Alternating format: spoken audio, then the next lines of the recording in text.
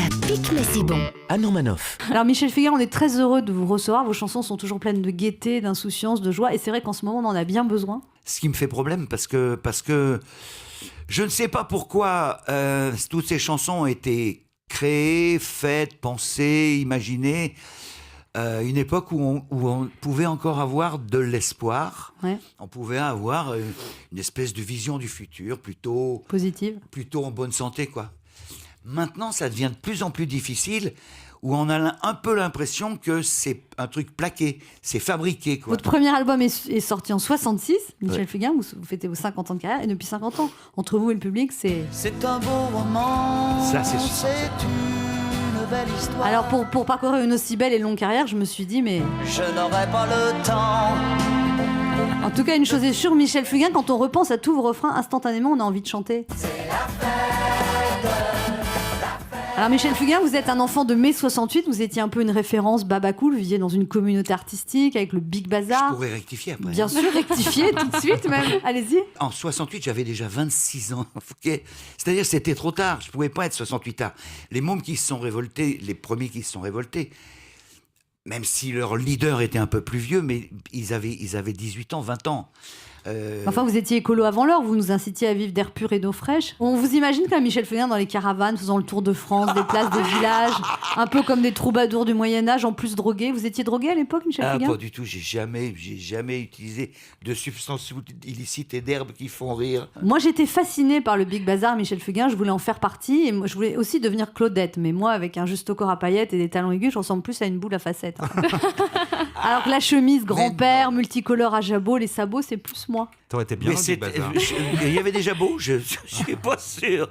Alors vous êtes entré dans le patrimoine, Michel Fugain, vos chansons accompagnées et accompagnent encore des générations entières, sont chantées en colo, dans des chorales d'enfants, spectacles de fin d'année, massacrés dans les pizzerias karaoké entre amis, vociférés par un oncle saoul pendant un mariage. Ça fait quoi d'être un monument ? C'est marrant parce que ça me ramène au spectacle.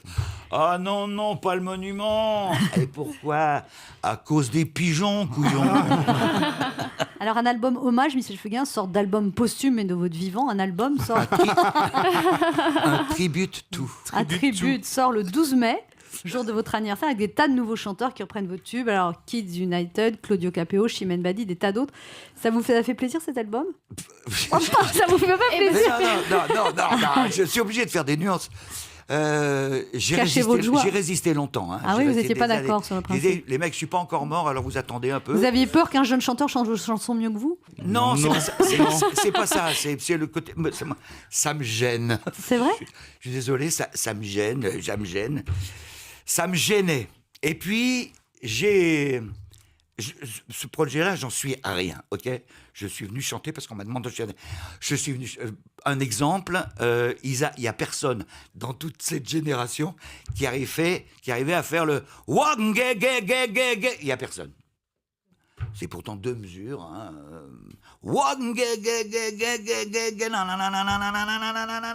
Ah. Waouh. Personne. C'est dans quoi, ça ? Hein ? C'est dans quoi ? Mais je connais pas, moi. C'est dans quoi, le one gagagé ? C'est le début de... Attention, mesdames et messieurs. Ah. Mais vous regardez pas comme ça, comme si... Ça me... Vous n'avez pas sur votre fiche, moi. Alors, personne n'arrive à le faire. Et donc, j'ai participé. C'est vous qui l'avez fait, en fait. C'est moi qui l'ai fait. Je suis allé le faire. J'ai chanté avec ça. Vous n'avez pas réussi à leur montrer ? Mais j'ai... Parce que moi, vous me dites, one gagagé. Il n'y a que vous, là. En France, il n'y a que toi et lui.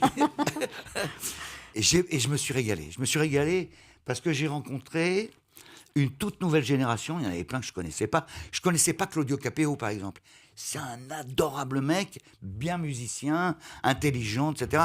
Et j'ai rencontré des gens que j'aime beaucoup. Arcadian, je ne connaissais pas du tout. D'ailleurs, en même temps que je ne connaissais pas, il y avait plein de gens qui ne connaissaient pas Arcadian. Je crois qu'ils sont 3e vente ou je ne sais pas quoi. Ils sont adorables, intelligents, avide de savoir. Donc, moi, comme je suis un tout petit peu tchatcheur, j'y suis allé. Oh. Non, l'émission va durer jusqu'à 15h. Donc, j'ai essayé de leur faire passer le maximum de ce que je pouvais faire. Ils avaient les yeux comme ça, ils avaient les oreilles comme ça, et ils sont avides de savoir.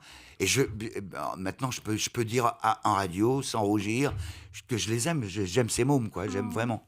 Donc ça a été l'occasion d'une vraie rencontre avec une génération. Ok, ils peuvent tous être mes petits-fils, mais je les ai aimés, quoi. Quoi qu'il en soit, c'était avec un très grand plaisir que nous accueillons ce midi, Michel Fugain, parce que c'est vrai qu'on vit une drôle d'époque quand même. On n'a pas très envie de dire... Monsieur le monde. Et vous savez, Michel Fugain, que ce soir, c'est le débat de l'entre-deux tours et on se demande si... Tout va changer ce soir. D'un côté, on a Emmanuel Macron, Chevalier des causes perdues. qui pense qu'il peut...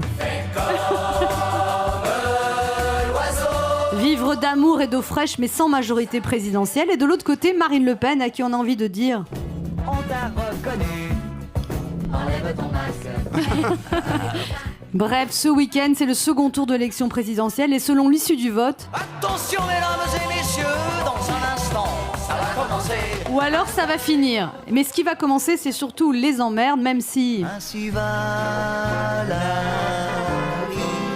En tout cas, moi je pense que lundi prochain, quand on va se réveiller, il y a peu de chances qu'on se dise... Tiens, tout a changé ce matin, je n'y comprends rien. C'est la fête. Il ne tient pourtant qu'à nous, qu'entre Français, ça reste une... Une belle histoire. En tout cas, quel que soit le résultat dimanche prochain, grâce à des gens comme vous, Michel Fugain, j'espère qu'on aura toujours envie de chanter. Viva la vida. Europe 1, midi 30.